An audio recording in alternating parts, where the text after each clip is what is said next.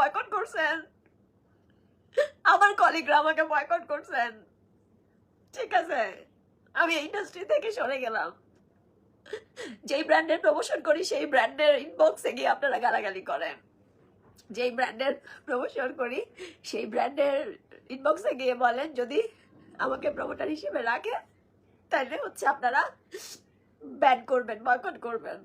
ব্র্যান্ডগুলোও এখন আর বর্ষাকে চিনো না, যেগুলো এই হাতে উঠছে।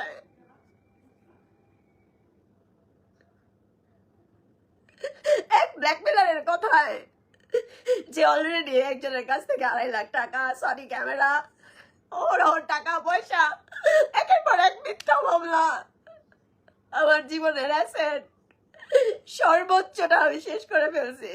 আমার আপনারা সবাই দেখছেন যে আমি যখন লাইভ করতাম আমি প্রচুর গোল্ড করতাম, প্রচুর গোল্ড কিনতাম, আমার বাবার চিকিৎসা, সংসার চালানো এবং বাকি সমস্ত খরচ বহন করতে গত 9টা মাস মামলা আমার সমস্ত কিছু শেষ করে দিছে।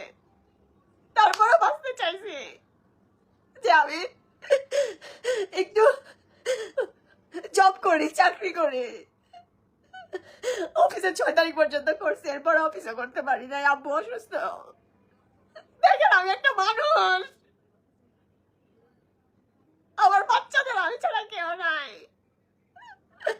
আমার অসুস্থ বাবার কিডনির লক্ষ লক্ষ টাকা লাগবে। আমি যে পোস্ট করছি ওই পোস্টে 2-3 জন আপু হচ্ছে 500, 300, 200 টাকা পাঠাইছে, আমার কাছে ট্রানজাকশন আছে।